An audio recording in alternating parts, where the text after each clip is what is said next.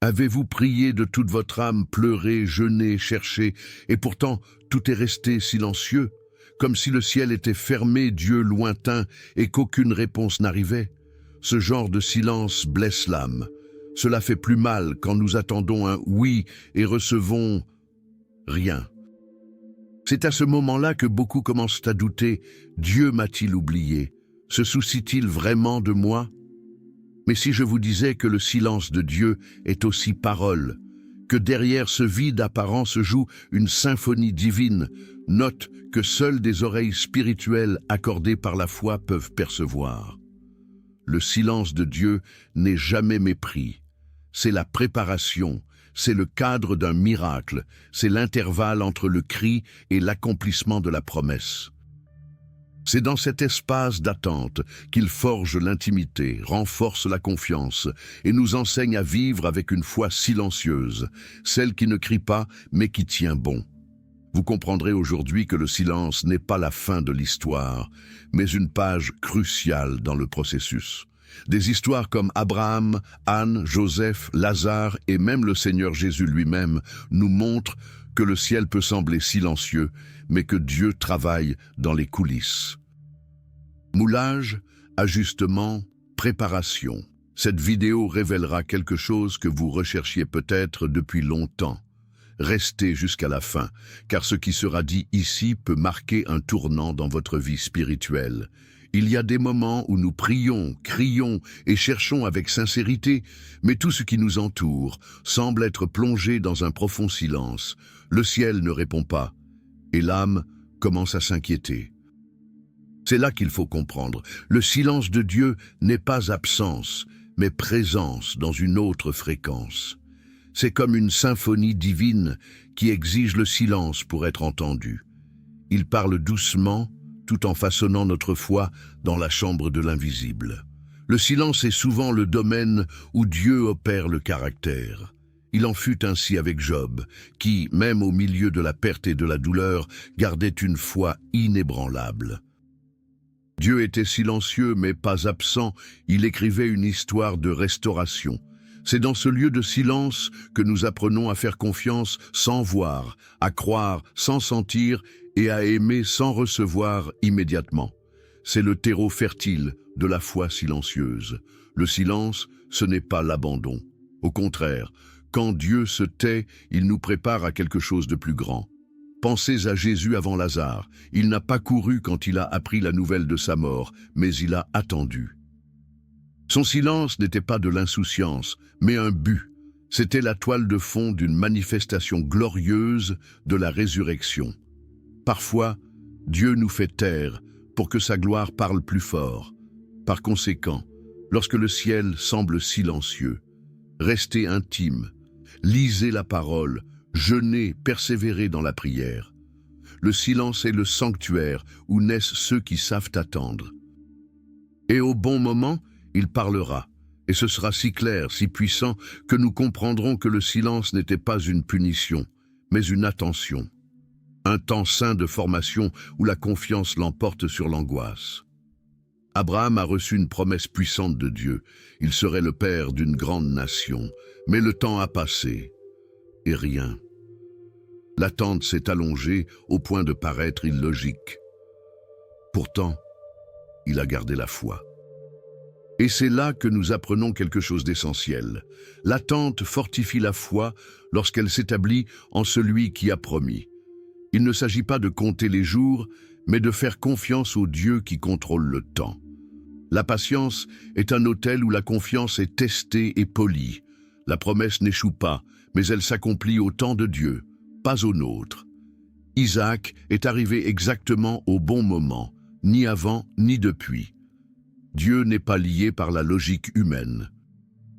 Il a un emploi du temps divin qui nous déconcerte parfois, mais ne manque jamais. Pendant qu'Abraham attendait, Dieu a travaillé. Le ciel n'était pas inerte, il suivait simplement un rythme éternel. Et au bon moment, la promesse s'est concrétisée. Cependant, avant cela, il y avait une déviation, Ismaël. Le résultat de l'impatience et de la tentative de contrôler le plan de Dieu de ses propres mains. À quelle fréquence faisons-nous cela? Nous prenons des raccourcis parce que nous pensons que Dieu prend trop de temps. Mais Ismaël a eu des conséquences qui ont résonné pendant des générations. Chaque fois que nous essayons d'aider Dieu, nous créons une douleur inutile. Les raccourcis sont des pièges déguisés en solutions. Le secret d'Abraham n'était pas d'être parfait, mais de rester. Malgré ses erreurs, il a retrouvé la confiance. Le silence de Dieu pendant l'attente était une préparation. La promesse ne concernait pas seulement un fils, mais aussi le caractère du Père. Il en est ainsi pour nous aussi. Ce que Dieu a promis n'a pas été perdu, il est simplement en train d'être ajusté au moment parfait. Et quand cela viendra, ce sera sa voie, qui est toujours meilleure que la nôtre. Nous appelons souvent retard, ce qui fait en fait partie du programme parfait de Dieu. Il n'est jamais en retard. Il façonne simplement notre moi intérieur avant de libérer ce qu'il a promis. Le temps d'attente a un but caché. Travailler sur les zones de notre cœur qui ne sont pas encore prêtes à soutenir ce que nous demandons. Jacques 1,4 nous rappelle que la patience soit son œuvre parfaite afin que tu sois parfait et complet, ne manquant de rien. Dieu utilise l'attente comme un outil de cadrage. Il est le potier et nous sommes le vase. Et un vase ne se forme pas du jour au lendemain. C'est en train de faire tourner la roue, d'être pétrie, moulée et passer au feu qu'elle gagne en forme et en résistance. Chaque retard apparent est en fait une station d'entraînement. Il nous prépare à ce qu'il a demandé, mais aussi à ce que nous n'avons pas encore imaginé. Regardez Joseph. Il a reçu un rêve à un jeune âge, mais il a été trahi, vendu, oublié dans une prison. Aux yeux humains, il semblait que tout n'était pas à sa place. Mais Dieu construisait le chef de l'Égypte, et pas seulement la réalisation d'un rêve. Chaque saison de retard était une école de caractère, une leçon de pardon, une discipline de fidélité. La prison faisait partie du chemin vers le trône. Donc, si vous avez l'impression que tout est en retard, respirez profondément. Dieu ne vous a pas oublié, il est en train de vous former. Priez, jeûnez, restez au centre de sa volonté. Parfois, le plus grand miracle n'est pas lorsque la porte s'ouvre, mais lorsque le cœur mûrit pour y entrer. Le retard a un but, vous préparer à ce que Dieu a déjà préparé. Anna était une femme marquée par la douleur du silence et de l'attente. Elle voulait un enfant, mais le ventre restait fermé et le temps ne faisait qu'augmenter l'angoisse. Ses larmes n'étaient pas vaines, c'étaient des graines arrosées dans la prière. La parole nous montre qu'elle s'est levée, qu'elle est allée au temple et qu'elle a prié avec une âme amère. Elle pleurait tellement que le prêtre l'a crue ivre. Mais là, au bord de la douleur, une prière est née qui a ému le ciel. Même sans voir de réponse immédiate, Anna a persévéré. Elle priait avec foi, même lorsqu'il n'y avait pas d'espoir visible. C'est là qu'intervient la foi silencieuse, une foi qui ne dépend pas de signes, mais de la confiance dans le caractère de Dieu. Anna ne s'est pas contentée de demander, elle s'est déversée. Sa prière était pleine de reddition et de reddition. Et c'est dans ce lieu d'abandon que Dieu nous trouve. La prière sincère vient toujours au trône. Dieu a répondu. Et ce n'était pas n'importe quelle réponse. Il donna à Anna un fils nommé Samuel, ce qui signifiait la demande de Dieu. Mais plus que cela, Samuel est devenu un prophète puissant, quelqu'un qui a marqué les générations. Un natif. Dieu n'a pas seulement répondu avec un fils, mais avec un but éternel. Anne attendit, pleura, pria, et le ciel l'entendit au bon moment. L'attente a généré non seulement un miracle, mais aussi un héritage. Lorsque votre prière semble n'avoir aucun écho, souvenez-vous d'Anne. Les larmes que tu verses aujourd'hui peuvent être le sol où Dieu plantera quelque chose de plus grand demain. Continuez à prier, même quand il semble que personne ne voit. Dieu voit. Et dans son timing, toujours parfait, il répond, non pas parce que vous criez, mais parce que vous avez confiance, et la foi persévérante attire toujours le miracle. Marthe et Marie envoyèrent chercher Jésus. Lazare, leur ami, était malade, mais Jésus n'y est pas allé immédiatement. attendu. Aux yeux naturels, il s'est attardé. Lorsqu'il arriva, Lazaro était déjà mort. Humainement, il semblait trop tard. Mais Jésus savait ce qu'il faisait. Le silence et le retard de Dieu ne sont pas de la négligence, ils font partie d'un plan plus grand. Parfois, il permet à la scène de s'assombrir pour que sa lumière brille plus fort. La mort de Lazare est devenue le théâtre d'un miracle glorieux. Jésus a déclaré « Cette maladie n'est pas pour la mort, mais pour la gloire de Dieu ». Jean 11, 4. Et même après 4 jours, il l'a appelé hors du tombeau. Ce qui semblait clos, Dieu est ressuscité. C'est la puissance de l'horaire divin. La mort n'est pas non plus un obstacle au dessein de Dieu lorsqu'il choisit d'agir. Vous regardez peut-être un domaine de votre vie et vous vous dites « Il est plus que temps, c'est mort, il n'y a rien d'autre à faire ». Mais Dieu est un expert dans l'inversion de scénarios impossibles. Son retard n'est pas de l'insouciance, c'est de la construction. Chaque minute de silence de Dieu est chargée d'un but. La foi qui attend même après la mort est la foi qui témoigne de la résurrection. Alors, si aujourd'hui tout semble perdu, ne perdez pas espoir, continuez à croire. Jésus n'est pas en retard. Il arrive quand il en a besoin, pas quand nous le voulons. Il transforme les vallées de la mort en scénarios de gloire. Et quand il dit « Lazare, sors », tout change. Cela peut sembler être la fin, mais ce n'est que le début de quelque chose de plus grand. Tenez bon, le ciel bouge. Beaucoup de gens voient le temps comme un ennemi. Ils pensent qu'ils sont en retard, qu'ils ont raté leur chance ou qu'il n'y a plus de temps. Mais lorsque nous sommes en Dieu, le temps joue en notre faveur. Romains 8, 28 nous rappelle que « toutes choses concourent au bien de ceux qui aiment Dieu ». Cela inclut les retards, les silences et même les portes fermées.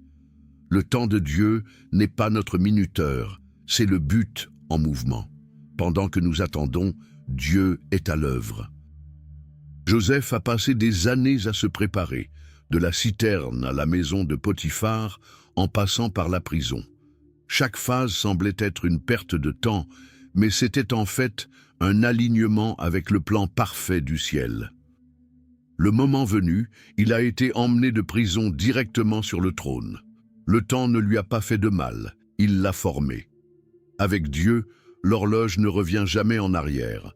Cela donne juste le bon rythme de la promesse.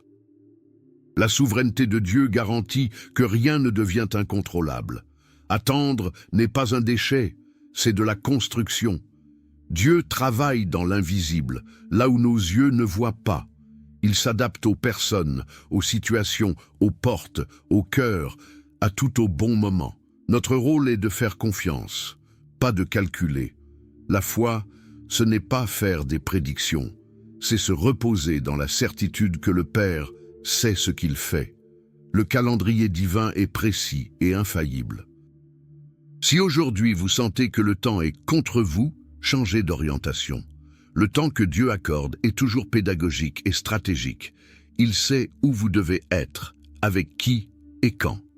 Pendant que vous priez, il s'arrange. Pendant que vous attendez, il construit. Le temps presse, oui, mais pas contre vous, mais en sa faveur. Parce que celui qui marche avec Dieu marche dans le but. Joseph a reçu un rêve à un jeune âge, mais avant de le voir se réaliser, il a fait face à un long voyage d'humiliation. Trahi par ses frères, vendu comme esclave, injustement emprisonné, il semblait que chaque pas l'éloignait de sa promesse. Mais en fait, chaque étape était une salle de classe où Dieu l'a préparée. La victoire ne consiste pas seulement à atteindre le trône, mais aussi à y arriver avec un caractère façonné pour le soutenir.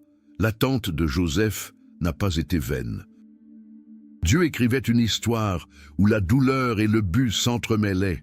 Chaque injustice subie le rapprochait de la maturité. Dans le silence de la prison, il apprend à interpréter les rêves, à écouter, à servir, à diriger, des dons qui seront fondamentaux à l'ouverture du palais. Le trône n'est pas venu avant la formation, mais après. Dieu prépare d'abord l'homme, puis abandonne l'office. La fidélité de Joseph, même sans explication claire, est un exemple fort pour nous. Il n'a pas cessé de faire confiance, même lorsque tout semblait perdu. Le nom de Dieu n'est pas sorti de sa bouche, et son intégrité est restée. Cela montre que le but n'est pas seulement dans la destination finale, mais dans le type de personne que nous devenons sur le chemin. La vraie victoire commence dans l'obéissance quotidienne, même dans la clandestinité. Donc si vous êtes dans une prison aujourd'hui, émotionnellement, spirituellement ou circonstanciellement, sachez que Dieu est peut-être en train de former le leader qui régnera demain. Ne méprisez pas cette foi. Priez, servir, apprendre. Parce que le même Dieu qui a permis le fond du puits est celui qui exalte au bon moment. La victoire de Joseph a commencé bien avant le trône. Elle a commencé dans la fidélité tranquille de l'attente. Lorsque nous pensons que Dieu retarde, il est courant pour nous d'essayer de donner un coup de main. C'est ce qui est arrivé à Sarah et Abraham. Ils avaient une promesse divine, mais le temps a passé, et pas d'Isaac.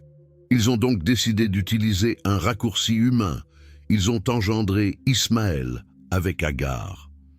Mais ce qui semblait être une solution est devenu une source de conflit. C'est là que nous le comprenons.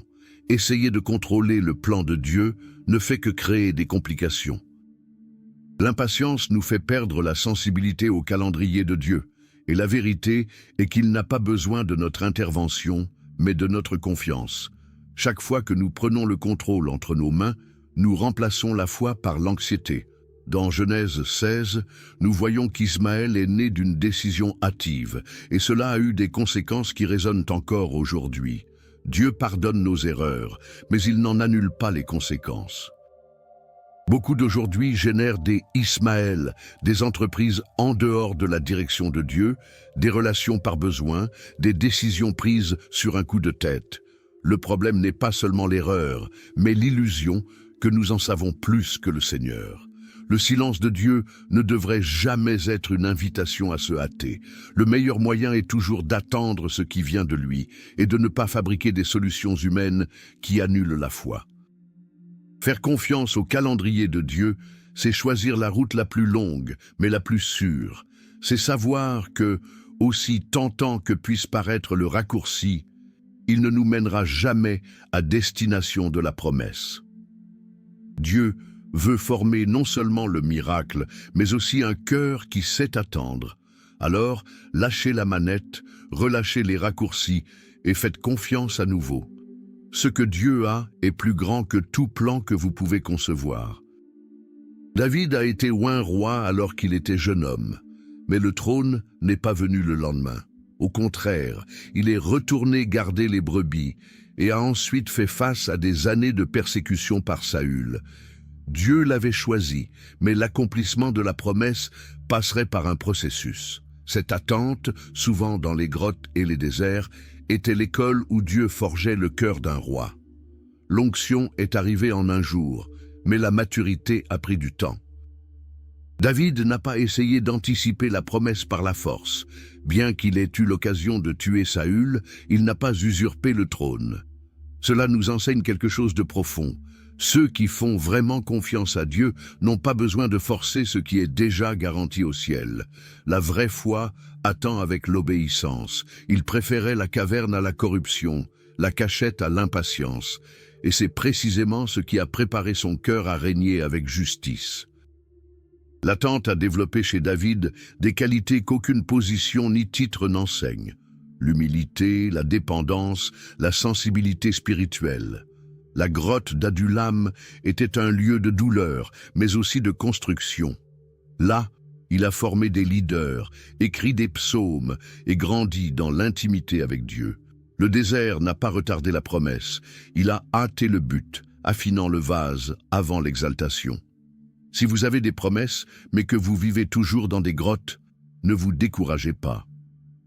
Dieu ne vous a pas oublié. Il vous forme, vous enseigne, vous polit. L'attente est le filtre qui sépare ceux qui sont pressés de ceux qui ont un but. Et ceux qui restent récoltent au bon moment. Le trône de David n'est pas venu de raccourcis, mais de la fidélité dans l'attente. Et le même Dieu qui vous a oint est celui qui vous soutient aujourd'hui. Attendre dans la foi est totalement différent d'attendre avec frustration. La frustration rend l'âme malade, mais la foi transforme le temps d'attente en un temps de préparation. Ceux qui espèrent en Dieu ne restent pas immobiles, ils construisent en attendant. C'est comme Noé, qui a commencé à construire l'arche bien avant la première goutte de pluie. C'est la foi avec l'action, c'est l'espoir avec le mouvement. La vraie foi est active, non passive. La foi donne un but à l'attente. Il ne s'agit pas seulement d'attendre, mais de prendre position. En pissant, vous préparez aussi le terrain. Pendant le jeûne, il renforce l'esprit. Lorsque vous lisez la parole, elle façonne votre esprit. L'attente devient un champ fertile où la foi plante et arrose, même sans voir les fruits immédiats. Ésaïe 40, 31 nous rappelle que ceux qui s'attendent au Seigneur renouvellent leurs forces. Ils montent avec des ailes comme des aigles. Ce renouvellement n'a lieu que lorsque l'attente est motivée par la confiance. L'attente nourrie par la foi ne décourage pas parce qu'elle voit l'invisible. C'est comme un marathonien. Il ne court pas parce qu'il voit déjà la ligne d'arrivée, mais parce qu'il sait qu'elle existe. De même, notre marche avec Dieu devrait être un chemin de constance, où chaque pas est une expression de confiance. Si vous attendez, n'attendez pas les bras croisés. Attendez comme si vous aviez déjà entendu la promesse et décidez d'agir comme si elle était déjà une réalité. Priez avec plus d'intensité, servez avec plus d'amour, préparez-vous avec plus de dévouement. L'attente remplie de foi attire l'accomplissement de la promesse, parce qu'elle montre que le cœur est déjà aligné avec le ciel. Attendre dans la foi, c'est avancer pendant que Dieu prépare le reste. L'attente peut s'épuiser, le temps passe, rien ne change et le découragement commence à frapper à la porte. Mais la parole nous avertit dans Galates 6, 9. Ne nous lassons pas de faire le bien, car nous moissonnerons au bon moment si nous ne perdons pas courage. C'est la clé. Continuez même si vous ne voyez pas de résultat. L'endurance est le carburant de ceux qui ont des promesses. Il soutient l'âme lorsque le cœur veut abandonner. Beaucoup de héros de la foi ont traversé de longues années d'attente. Moïse a attendu 40 ans dans le désert avant de retourner en Égypte en tant que libérateur. Imaginez ce qui s'est passé dans votre esprit pendant ce temps. Mais Dieu forgeait un chef, pas seulement délivrait un peuple. Le désert était l'université où Moïse a appris à dépendre entièrement du Seigneur. L'attente faisait partie de la formation. Le marathon spirituel exige de l'endurance. Ce n'est pas une course de 100 mètres, c'est le voyage de toute une vie. Il y a des jours où le corps fait mal, le cœur se fatigue, mais l'appel continue. Dans ces moments-là, il est essentiel de rester concentré. Regardez Jésus qui a enduré la croix à cause de la joie qui lui était réservée. Hébreux 12, 2. La clé est de garder les yeux sur l'objectif, pas sur les difficultés. Si aujourd'hui vous sentez le poids de l'attente, renouvelez votre courage en présence de Dieu. Priez, criez, jeûnez en communauté, cherchez de l'aide spirituelle. Vous n'êtes pas seul dans ce voyage. Chaque pas, même fatigué, vous rapproche de l'accomplissement de la promesse. Ne vous arrêtez pas maintenant. Le ciel est sur le point de percer sur vous. Et ce qui semblait stérile s'épanouira si vous n'abandonnez pas. La réponse de Dieu ne sera pas toujours oui ou attendre. Parfois, ce sera un non ferme et affectueux, et c'est l'une des réponses les plus difficiles à accepter. Mais le non de Dieu ne vient jamais blesser. Il vient rediriger. L'apôtre Paul a crié 3 fois pour que Dieu enlève l'écharpe de la chair, mais la réponse était claire. « Ma grâce te suffit ». 2 Corinthiens 12, 9. Le nom de Dieu portait suffisamment de grâce pour soutenir Paul dans sa mission. David souhaitait aussi quelque chose de bien, construire le temple. Mais Dieu a dit non, non pas par mépris, mais parce qu'il avait un autre plan, et ce plan incluait Salomon. Le nom de Dieu indique souvent quelque chose de plus grand que nous ne pouvons pas encore voir. Il ne dit pas non pour nous punir, mais pour nous protéger. Parfois, ce que nous voulons ne correspond pas au but, et lui, en tant que Père, intervient avec sagesse. Le nom de Dieu peut être la porte fermée qui nous empêche de tomber dans un abîme. Il peut s'agir d'une relation qui n'a pas fonctionné, d'un travail qui n'est pas venu, d'un projet qui n'a pas avancé. Dans chacune de ces situations, il y a un but caché, et si nous faisons confiance à sa souveraineté, nous comprendrons que même les reniements font partie de ses soins. Ce n'est pas du rejet, c'est de la réorientation. Si vous entendez un non de Dieu aujourd'hui, embrassez la grâce. Peut-être dit-il, il n'y a pas encore de temps, ou j'ai quelque chose de mieux. Continuez à chercher, mais sans essayer de le forcer. La maturité spirituelle reconnaît que la volonté de Dieu est la meilleure, même si elle n'est pas la même que la nôtre. Parfois, le plus grand miracle n'est pas de recevoir ce que nous demandons, mais d'accepter avec foi ce qu'il a décidé. Job n'a pas seulement attendu, il a attendu au milieu de la douleur. Il a perdu des enfants, des biens, la santé, des amis et même le soutien de sa propre femme. Tout ce que le monde considère comme précieux lui a été enlevé. Mais même au milieu du chaos, Job a gardé une foi inébranlable. Il a déclaré « Le Seigneur a donné, le Seigneur a pris, béni soit le nom de l'Éternel ». Job 1, 21. Ce n'est pas une foi ordinaire, c'est une confiance forgée dans le feu de l'adversité. Attendre dans la douleur est l'une des plus grandes épreuves de l'âme. Job n'a pas reçu d'explication immédiate. Dieu est resté silencieux pendant une grande partie de son histoire. Et c'est dans ce silence que beaucoup abandonnent. Mais Job a persévéré, même en questionnant, même sans comprendre, il n'a pas abandonné Dieu. Sa foi n'était pas conditionnée par ce qu'il avait, mais par le Dieu en qui il croyait. Et c'est ce qui l'a soutenu. Quand tout semble différent, que le ciel est silencieux et que l'âme est fatiguée, nous devons nous rappeler. Dieu est présent même lorsqu'il se tait. Job a été éprouvé, mais à la fin, il a été restauré 2 fois plus. Job 42, 10. Dieu n'a pas seulement rendu ce qui avait été enlevé, il a donné plus, parce que le but de la douleur était de révéler quelque chose de plus profond, une intimité que seule l'adversité peut produire. Si tu fais face à une perte, à une souffrance ou à une période sombre de l'âme, souviens-toi de Job. La douleur que vous ressentez n'est pas la fin de l'histoire. Restez fidèles, même en larmes. Dieu voit ce que l'œil naturel ne voit pas. Et quand il intervient, parce qu'il intervient toujours, ce sera par le rétablissement, la révélation et la restauration. L'attente dans la souffrance génère des témoignages qui transforment les générations. La plus grande promesse de toutes est toujours en cours, le retour glorieux de Jésus. Il a lui-même dit dans Matthieu 24 qu'il reviendrait, et cette parole ne faillira pas. Nous vivons dans le temps de l'attente, et cette attente demande de la vigilance. Le retard apparent n'est pas l'oubli, c'est la patience divine. Dieu donne du temps à plus de vie pour se repentir et se tourner vers lui. L'attente fait partie du plan rédempteur. Beaucoup, parce qu'ils pensent que cela prend trop de temps, se refroidissent dans la foi. Ils oublient que Dieu ne compte pas le temps comme nous. L'éternité est son horloge. Selon 2 Pierre 3, 9. Le Seigneur ne tarde pas à tenir sa promesse, bien que certains la trouvent relâchée. Il attend avec amour, en donnant une chance aux conversions, au réveil et au regret. La question n'est pas « quand viendra-t-il ?» mais « comment serons-nous quand il viendra ?» L'espérance éternelle est le carburant du croyant fidèle. Nous ne vivons pas seulement pour des bénédictions terrestres, mais pour un royaume qui ne peut être ébranlé.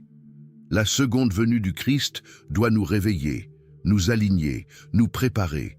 Il viendra comme un voleur dans la nuit, à un moment inattendu. Par conséquent, l'attente ne peut pas être passive. Elle doit être active, sainte, pleine de peur et d'attente.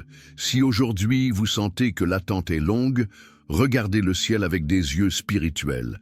Vivez comme quelqu'un qui croit qu'à tout moment l'époux viendra chercher son épouse. Préparez votre cœur, purifiez vos mains, fortifiez votre foi. La promesse est vivante et la trompette sonnera. Attendre le Christ, c'est attendre l'accomplissement final de toutes choses. Et pour ceux qui persévéreront jusqu'à la fin, l'éternité est à nos portes. Maintenant que vous avez parcouru ce voyage sur le silence, l'attente et le calendrier de Dieu, je vous invite à regarder votre vie avec des yeux spirituels. Qu'est-ce que Dieu construit en vous pendant cette période de temps d'arrêt apparent? Quelles promesses avez-vous mises de côté parce que vous pensiez que cela prenait trop de temps? Et si, en fait, Dieu est toujours en train de vous préparer à ce que vous avez demandé?